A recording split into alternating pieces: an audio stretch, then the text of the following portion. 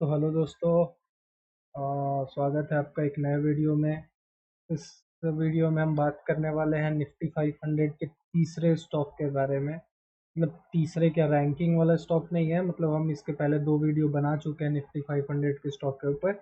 ये तीसरा वीडियो है जिसमें हम यस बैंक को कवर करने वाले हैं।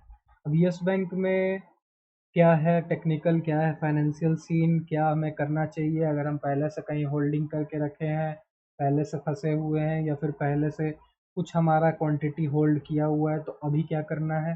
फ्रेश बाइंग का पोजीशन बना रहे हैं तो क्या करना है, ये दो चीज़ देखेंगे। पहले शुरुआत करते हैं फाइनेंशियल से।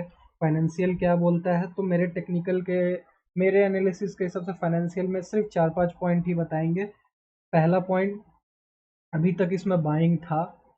अगर मंथ ऑन मंथ देखेंगे तो थोड़ा सा जूम कर लेते हैं तो अभी इसमें बाइंग था। अभी तक 2-3 मंथ पहले तक इसमें बाइंग था। अभी थोड़ा सा इसमें गड़बड़ हो गया है। ये देखिए आरएसआई, अगर आपको पता है तो आप पहले से मेरा वीडियो को फॉलो कर रहे हैं, प्लेलिस्ट आरएसआई बॉलिंजर बैंड का कॉम्बिनेशन देखें हैं तो आरएसआई यहाँ थोड़ा गड़बड़ है।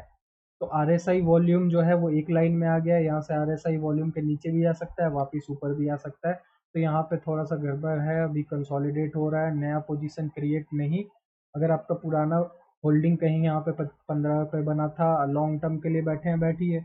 अगर शॉर्ट टर्म में आपका स्विंग था, अगर आप यहाँ एग्जिट नहीं किए तो अभी तो आपका दिक्कत है, यहाँ ना प्रॉफिट होगा, लॉस होगा, ये तो कंफर्म है। प्रॉफिट अभी नहीं होगा, प्रॉफिट के लिए आपको और 1-2 महीना इंतज़ार करना पड़ेगा, कुछ पोजीशन चेंज होगा तो उसके बाद। तो ये हो गया आपका टेक्निकल। मतलब टेक्निकल से रिलेटेड थोड़ा सा बात हो गया, क्यों होल्डिंग, क्यों अगर आप पहले से बैठे हैं तो होल्डिंग क्यों, और अगर आप नया खरीदना चाहते हैं तो होल्ड, अभी बाई करने का समय नहीं है, अभी सिर्फ पुराने वाले को होल्ड करने का ज़रूरत है। उसके बाद से थोड़ा सा फाइनेंशियल में पॉजिटिव एक दो चीज़ देख लेते हैं। जैसे कि यस बैंक है तो बैंक तो अलग कंपनी के हिसाब से, मतलब बाकी कंपनियों के हिसाब से अलग काम करता है। प्रॉफिट आफ्टर टैक्स जो है वो ग्रो हुआ है, आप यहाँ भी देख सकते हैं प्रॉफिट आफ्टर टैक्स जो है वो ग्रोथ हुआ है 39 पॉइंट कुछ परसेंट जो भी है उस हिसाब से। जो भी है ये आप देख सकते हैं यहाँ पे प्रॉफिट, अर्निंग और ये रेवेन्यू दोनों ग्रो हुआ है। उसके चलते ही यहाँ पे थोड़ा सा मूव फ्यूचर में देख सकता है, या फिर लोग यहाँ पे वेट कर रहे होंगे इस फाइनेंशियल का, उस हिसाब से। अगर इंटरेस्ट अर्न जो है, क्योंकि बैंक इंटरेस्ट कमाता है, पैसा ब्याज पर देखे, तो इंटरेस्ट अर्न जो है वो इस क्वार्टर में सबसे ज़्यादा हुआ है। एनपीए भी जो है वो 1.7% लोएस्ट है। टेक्निकल में ये बुलिस, माइल्डली बुलिस है, ज़्यादा भी बुलिस नहीं है, क्योंकि आप देख ही रहे हैं टेक्निकल सामने ही। वैल्यूएशन जो है वो फेयर है, अभी के काम के हिसाब से, अभी के फाइनेंशियल के हिसाब से वैल्यूएशन इसका फेयर है। पहले के कंपैरिजन में गिरा ही है, वो तो सबको दिख रहा है, लेकिन अभी के हिसाब से वैल्यूएशन इसका ठीक है। अभी के काम के हिसाब से ये फेयर वैल्यूएशन पे है, तो अभी डिस्काउंटेड प्राइस पे मान सकते हैं कि ये अभी के काम के हिसाब से ये एक डिस्काउंटेड प्राइस पे चल रहा है। उसके बाद से और एक पॉजिटिव साइड क्या है कि स्टॉक जो है वो 46.2% का रिटर्न दे दिया एक साल के अंदर में। दूसरा, प्रॉफिट जो है वो एक साल के अंदर में 74% से ग्रो हुआ है। और पीईजी रेशियो जो है वो कंपनी का 1 है। ये दो तीन चीज़ जो है ये इसका फाइनेंशियल के हिसाब से पॉजिटिव चीज़ है। अगर रिटर्न का बात किया जाए तो ये 6 महीना के अंदर में 13.62% रिटर्न दिया है। सेक्टर जो है ये 5.19% ही ग्रो हुआ है। और जो बेंचमार्क है निफ्टी 500 वो 9.515% से, मतलब निफ्टी 50 9.5 15% ग्रो हुआ है 6 मंथ में, लेकिन उसके मुकाबले ये ज़्यादा ग्रोथ दिया है 6 मंथ का रिटर्न का बात करें तो। अगर इसके मुकाबले दूसरे स्टॉक को कंपेयर करेंगे तो H D F C bank, I C I C bank, Axis bank, ये सब इसके मुकाबले बहुत अच्छे स्टॉक्स हैं। तो अगर आपको कैपिटल का इशू है तो आप इसमें थोड़ा क्वांटिटी होल्ड कर सकते हैं, 500 हज़ार क्वांटिटी, या फिर आपके कैपिटल के हिसाब से जो भी आपको छोटा मोटा क्वांटिटी लगता है उतना होल्ड कर लीजिए। लॉन्ग टर्म में बैठना होगा अगर आपको इसमें कमाना है तो, लेकिन रिस्की स्टॉक है। अगर फाइनेंशियल का बात किया जाए तो जो क्वालिटी है स्टॉक का वो एवरेज है, तो मतलब रिस्की नहीं है, ख़राब नहीं है, एवरेज है। एवरेज का मतलब है कि ग्रोथ वाइज थोड़ा ख़राब है, लेकिन कैपिटल और मार्केट स्ट्रक्चर के हिसाब से थोड़ा अच्छा है, तो दोनों को बैलेंस करके एवरेज है। उसके बाद से वैल्यूएशन के हिसाब से फेयर वैल्यूएशन पे, ज़्यादा सस्ता भी नहीं है, इससे सस्ता क्या जाएगा, और महंगा तो है ही नहीं, क्योंकि इतना गिरावट के बाद कोई शेयर महंगा हो ही नहीं सकता है। उसके बाद से अगर बात किया जाए इसमें सेक्टर वाइज 1 मंथ का तो सेक्टर का तो पहले ही बात हो गया कि निफ्टी 5% से बड़ा है, यस बैंक 1 मंथ में 3.9%, और सेक्टर के मुकाबले ये थोड़ा अंडर परफॉर्म ही कर रहा है। तो सेक्टर को भी अपने बेंचमार्क पकड़ के ये बीट नहीं कर पा रहा है। क्वार्टरली में जो इंटरेस्ट अर्न है वो थोड़ा बड़ा है, नेट प्रॉफिट भी चेंज हुआ है, हाफ ईयरली में भी दोनों इंटरेस्ट अर्न और नेट प्रॉफिट चेंज हुआ है, और 9 मंथली जो रिजल्ट है उसमें भी पॉजिटिव साइड में है। तो फाइनेंशियल जो है एनुअल में भी पॉजिटिव में है। और अगर कैश फ्लो का बात किया जाए, कैश फ्लो में थोड़ा गड़बड़ है, कैश फ्लो गिरा हुआ है, कैश फ्लो में ही दिक्कत है ज़्यादा करके कंपनी का। मेजोरिटी शेयर होल्डर जो है वो नॉन इंस्टीट्यूशनल है, प्रोमोटर का होल्डिंग कुछ खास है नहीं इसमें। प्रोमोटर जो है वो ज़्यादा करके जो स्टेट बैंक ऑफ इंडिया उसका 23.99% का होल्डिंग है, रिटेलर 29% के आसपास है, और एफआईआई जो है 28% के आसपास है। म्यूचुअल फंड का 0.18% का ही इसमें इन्वेस्टमेंट है। तो म्यूचुअल फंड वाले तो इस स्टॉक को भाव भी नहीं दे रहे हैं, क्योंकि इतना रिस्क दूसरे के पैसों पे वो लेना नहीं चाहते हैं। तो ये था एक छोटा सा ओवरव्यू फाइनेंशियल का। अगर आपको फाइनेंशियल का टर्म समझ में आता है तो अभी तक हम जो बोले उसको आप समझ पा रहे होंगे। नहीं समझ पर आ रहा है तो ओवरऑल बात किया जाए तो फाइनेंशियली ये स्टॉक कुछ समय में अच्छा परफॉर्म कर रहा है। ओवरऑल देखा जाए तो अभी भी थोड़ा सा दिक्कत है, क्वालिटी स्टॉक का जो है वो एवरेज है। तो अगर आप टेक्निकल के बेसिस पे जाना चाहते हैं तो जा सकते हैं। फाइनेंशियल में एवरेज एवरेज है, ना ज़्यादा अच्छा है ना ज़्यादा खराब है।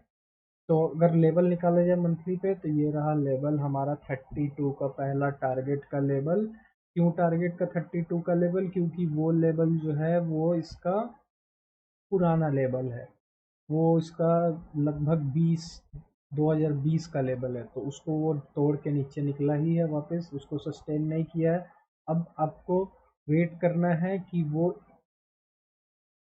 इस रेंज में आए, इस रेंज के आसपास, इस रेंज के अंदर आए, यहाँ कंसोलिडेट करे, ये ब्रेकआउट करे, क्वांटिटी यहीं पे उठाना है, इसके पहले नहीं, क्योंकि ये यहाँ से नीचे भी जा सकता है। और संग में आरएसआई वॉल्यूम वाला कॉम्बिनेशन लगा के यहाँ पे आरएसआई विथ वॉल्यूम लगाइए और यहाँ पे वेट करिए कि ये आरएसआई वॉल्यूम के ऊपर जाए। ये यहाँ पे आएगा ही, जैसे ही आरएसआई वॉल्यूम के ऊपर जाएगा इसके अंदर आएगा कैंडल।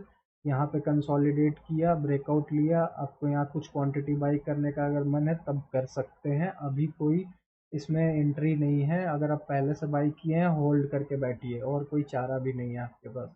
उसके बाद दूसरा लेवल जो है, अगर आप एंट्री बाई चांस ले लेते हैं तो दूसरा लेवल जो है वो इतना नीचे का तो नहीं, लेकिन ये लेवल आप पकड़ सकते हैं, दूसरा लेवल। लेकिन इसमें टाइम लगेगा, इतना जल्दी नहीं होगा, क्योंकि इसमें विश्वास जब तक पब्लिक का नहीं आएगा, इसमें इतना जल्दी मूवमेंट नहीं आएगा। तो आपको साल 2 साल में ये मूवमेंट अचीव होते हुए दिख सकता है। अगर इसमें कोई करिश्मा नहीं हुआ, कुछ बहुत बड़ा कुछ न्यूज़ नहीं आया, तब तक ये आपको साल 2 साल उसके भी ज़्यादा लग सकता है ये लेवल के अंदर में स्टॉक को आने में। 48.50 इसका टारगेट है। अगर ये इसको अचीव कर रहा है, मतलब नहीं तो बड़ा न्यूज़ आया है, नहीं तो 2-3 साल का टाइम निकल चुका तब ये टारगेट अचीव हुआ है इस स्टॉक में। तो यही चीज़ है। और नहीं तो इसका फाइनेंशियल कुछ बहुत तगड़ा हो गया है या फिर कोई बड़ा बाइंग आ गया है तो तभी हो सकता है। यही 2-3 लेवल था। अगर वीकली में आप देख लीजिए, वीकली में भी कुछ ऐसा कंडीशन है। ये पिछले जो मैंने लेवल बताया था, पिछले हाई उसको तोड़ के यहाँ से सेलिंग आया धबाक धबाक, मतलब गिरा है नीचे, धबाक धबाक का मतलब है ये आया है। फिर यहाँ पे उसको बनाने का कोशिश किया गया लेकिन नहीं हुआ। तो अभी तो यही लेवल जो है 25 का, यही इसका पहला रेजिस्टेंस है। इसको ब्रेक किया तो यहाँ सस्टेन करेगा। जब ये जो 31.97 लगभग 32 के आसपास जब ब्रेकआउट मिले तब आप यहाँ बाइंग लगा सकते हैं 48 के टारगेट के आसपास के लिए। तो यही था एक आइडिया का छोटा सा एनालिसिस, टेक्निकल प्लस फंडामेंटल। अगर आपको अच्छा लगा वीडियो लाइक करना है सबसे पहले। दूसरा, 2-3 दोस्त के संग शेयर कीजिए, फ्री में आपको ज्ञान मिल रहा है, फ्री में बांटिए भी। और चैनल को सब्सक्राइब कीजिए। प्लेलिस्ट बना हुआ है NSE 500 का, और भी स्टॉक उसमें ऐड होते जाएगा जैसे जैसे वीडियो आते जाएगा। प्लेलिस्ट सेव कर लीजिए, जो भी लेवल है उसको अलर्ट लगाइए, अलर्ट पे बैठिए। आपका जो भी इन्वेस्टमेंट का टारगेट हो, स्विंग का हो, पोजिशनल का हो, या फिर इन्वेस्टमेंट का हो, लेबल का अलर्ट लगाइए, ब्रेकआउट पे बाय करिए और आराम से टारगेट अचीव होने पर सेल कीजिए। आपको तुरंत अमीर बनने का कोशिश नहीं करना है, कैपिटल को बचाना है, लॉस कम खाना है, तो ये स्ट्रैटेजी लगाइए। आराम से 2-3 महीना 6 महीना में प्रॉफिट बनेगा आपका। आपको टाइम देना होगा क्योंकि आपके पास 1 करोड़ तो है नहीं कि आप कम टाइम में कमा के निकल जाएंगे। आपके पास पैसा कम है, मतलब मान के चलिए एवरेज इन्वेस्टर कम बात कर रहे हैं, तो आपके पास पैसा अगर कम है तो रिस्क कम लेना है, टाइम ज़्यादा देना पड़ेगा, पैसा तो ज़रूर बनेगा। तो चलिए मिलते हैं किसी और वीडियो में। इस वीडियो को देखने के लिए